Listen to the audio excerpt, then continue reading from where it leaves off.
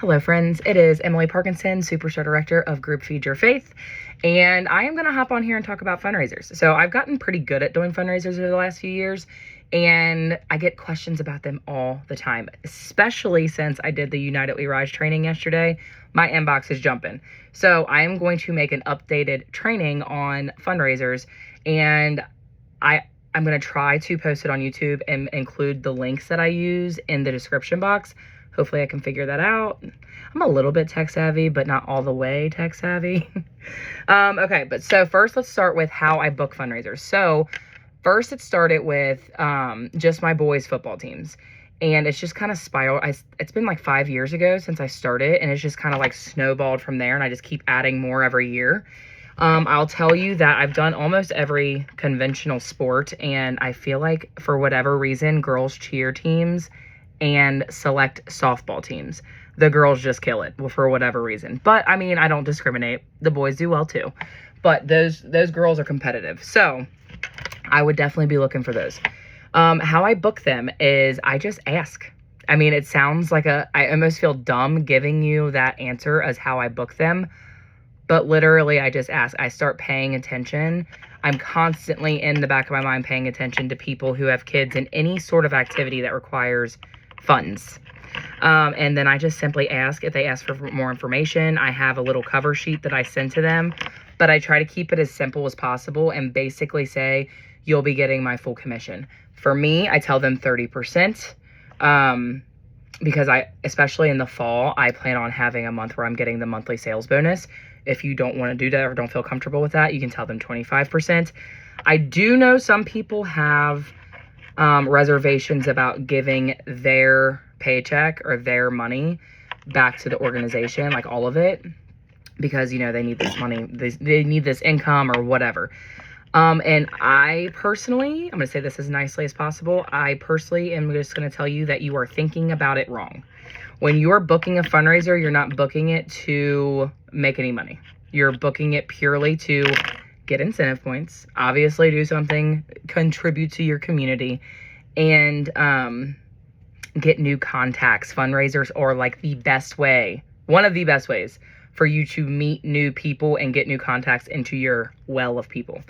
So you can give them as little or as much as you want, but I'm going to let you know from personal experience that people want the best bang for their buck. They're going to be less likely to book a fundraiser with you if you're only giving them 10% of their sales when they can book with Krispy Kreme and get 50% of their sales. You know what I mean? So I just gave that example because I know our team's done that before, that fundraiser before. So I offer them 30% of my sales or of their sales. And then where am I at? I just had a brain fart. So yeah, I try to keep it short and sweet and just basically tell them what they're getting from me, what they will be getting. I come up with a top prize for the top seller, and I just curate it to whatever the age group is of kids. So like for the little girls cheer teams, it was a Scentsy buddy of their choice. So like a plushie, you know, that's like the in-style word to say. I tell them a plushie. For my son's 9-10-year-old football team, I offered them V-Bucks for the top seller. And then I had a 12-year-old girls softball team, and they got a $25 Target gift card. So really just base it off of what you can afford and what the age group is. But you also want to make it something that they're gonna want. They're going to be more likely to be competitive if they're after that top prize. Okay, so now I have done in the past, and I'm not even going to show you this one because I haven't updated it since they took away the bundles.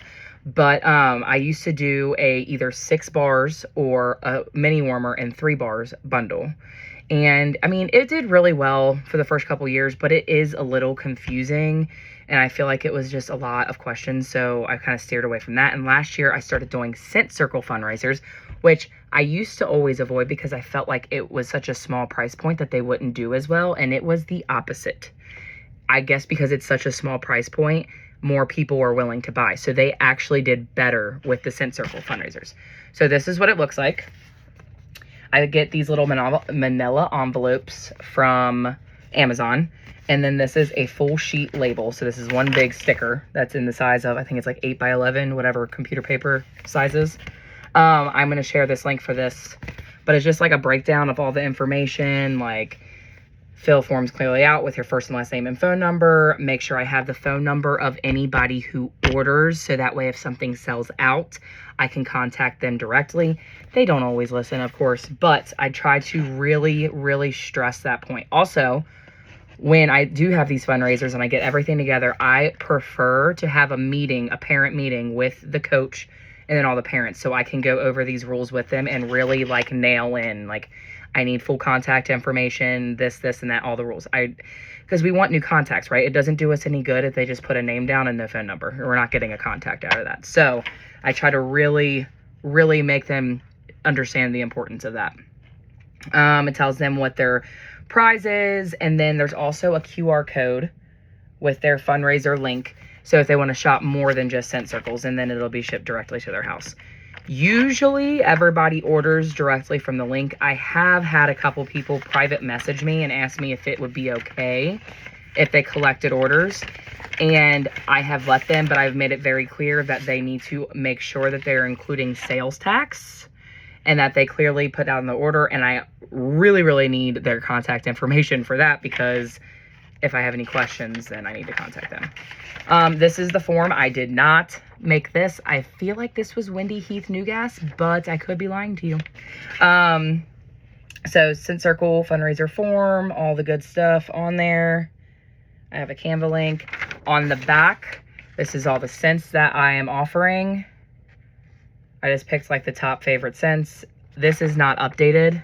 I probably should update this, but everybody's asking me right now, so I don't know. You get what you get, I guess. I have not yet had time to update it. But so I put this, it's just a regular computer paper. Put this inside. I used to include a catalog in all of them, but I've stopped doing that. That's too expensive.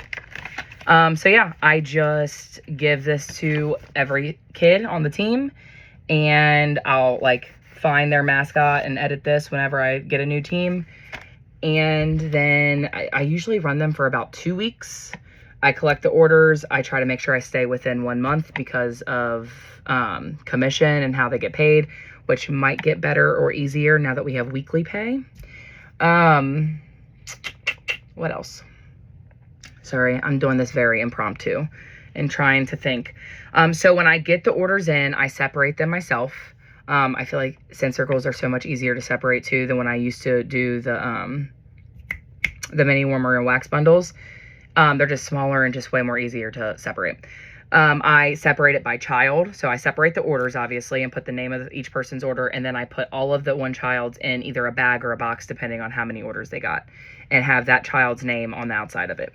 And then I take all of the orders when I'm finished separating, and I take it to whoever I've been in communication with about the fundraiser. So the coach, team mom, whoever, and then is their responsibility to give to each child. I have my information on here for if anybody has any questions or any issues with anything. I think that's it.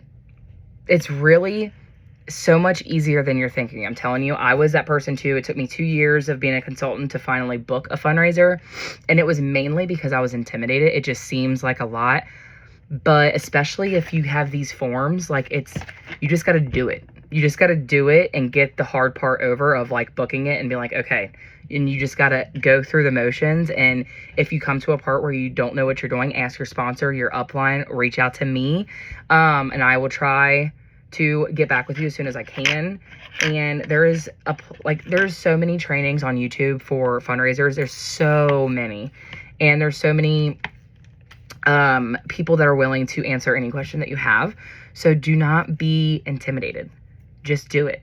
You got to just do the hard thing. I know that it's scary because I was terrified myself, but I'm telling you, you're not going to feel more comfortable until you do one. That is the only way to feel more comfortable. I hope that answered any questions that I have gotten. I'm trying to think of what I've seen so far in my inbox. If you have any more, feel free to message me. But yeah, I think that's all. You guys have an amazing day. Love you.